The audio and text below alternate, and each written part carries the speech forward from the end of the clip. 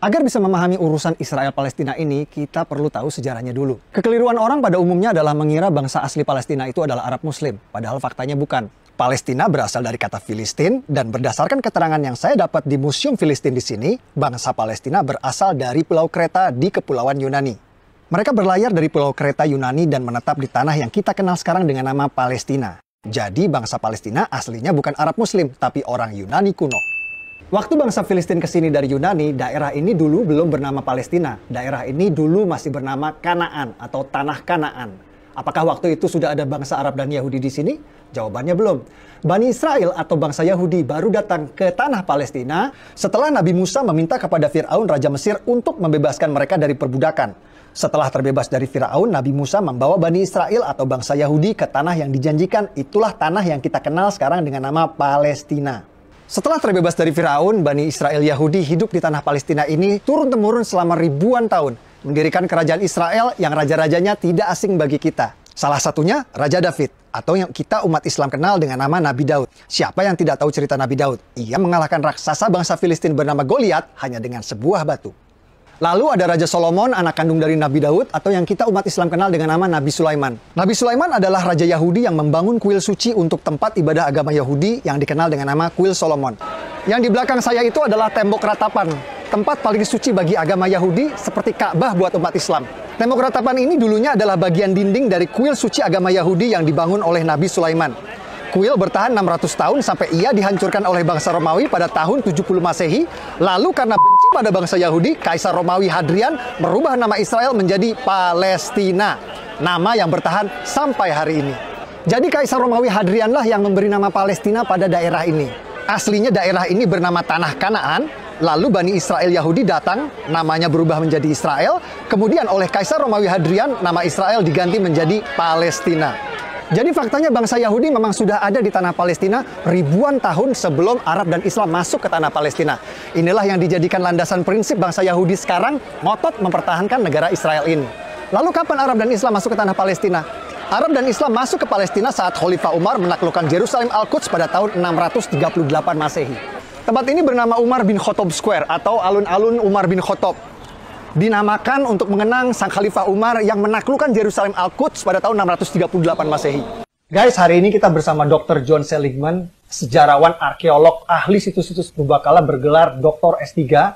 The place of the temple that is built by Solomon in the central part of what is today known as the Temple Mount. The area which today used for prayer is the Western Wall, which is in fact actually an external wall of the Temple Mount itself. Right up until the time of the entry of Islam into the city of Jerusalem, when Umar enters Jerusalem, he would have mostly found an empty space. And for that reason, he builds a small mosque. We know quite clearly the development of the two major structures on the Temple Mount, one being the Dome of the Rock, and the other one being the Al-Aqsa Mosque.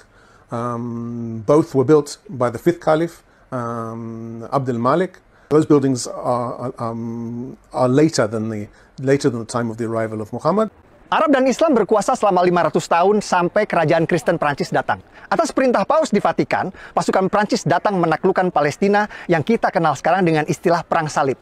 Raja Kristen Prancis mendirikan kerajaan Yerusalem dan berkuasa di Palestina selama 100 tahun sampai akhirnya dikalahkan. Setelah 100 tahun, akhirnya Prancis menyerah pada pasukan Raja Salahuddin Ayyubi yang berhasil merebut Palestina kembali ke tangan Islam.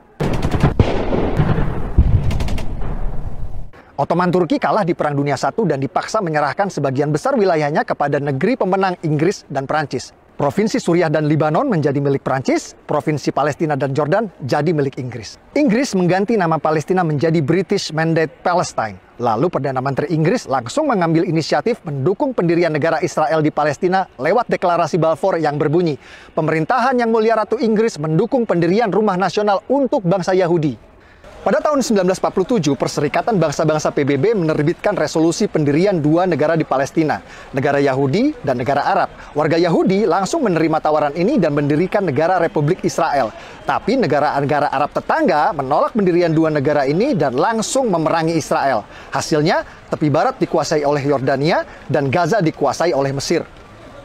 Jadi yang menggagalkan berdirinya negara Palestina itu bukan Israel, tapi Yordania yang menjajah tepi barat dan Mesir yang menjajah Gaza. Bahkan selama bertahun-tahun, Yordania dan Mesir menolak mengakui kedaulatan Palestina di tepi barat dan Gaza dan menganggap dua daerah tersebut menjadi bagian dari negara mereka. Ini fakta. Negara-negara Arab terus menolak pendirian negara Palestina inisiatif dari PBB. Dan pada tahun 1967 kembali menyerang Israel di Perang 6 Hari yang dimenangkan oleh Israel. Kekalahan ini malah membuat tepi barat dan Gaza kini dikuasai penuh oleh Israel. Bahkan saat Yasser Arafat, pemimpin Gerakan Pembebasan Palestina PLO, sepakat perjanjian damai Oslo yang akan mendirikan negara Palestina berdampingan dengan Israel ditolak oleh partai oposisi Hamas yang membuat pendirian negara Palestina kembali gagal. Dulu PBB menawarkan pendirian negara Palestina ditolak, malah dibalas dengan perang.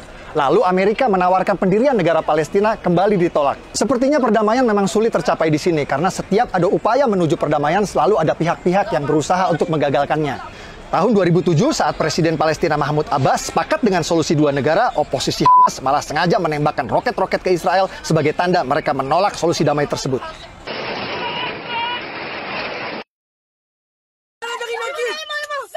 Fakta-fakta yang saya sajikan di video ini adalah hasil investigasi langsung di TKP. Banyak narasumber yang tidak mau tampil dalam video karena alasan keamanan. Saya berharap video ini bisa memberikan penjelasan, membantu menjelaskan bahwa apa yang terjadi di sini bukan seperti yang kita dengar selama ini. Peduli Palestina adalah masalah kemanusiaan. Betul, saya setuju. Tapi jika Anda peduli tanpa tahu fakta, hanya akan membuat Anda mudah dibodohi oleh penipu maling donasi seperti ACT yang sering memutarbalikkan fakta agar uang keluar dari dompet Anda. Kalau menurut Anda video ini bermanfaat, share link video ini di grup WhatsApp Anda. Dengan saya Permadi, dari kota Purbakala, Yerusalem, Al-Quds. Assalamualaikum warahmatullahi wabarakatuh.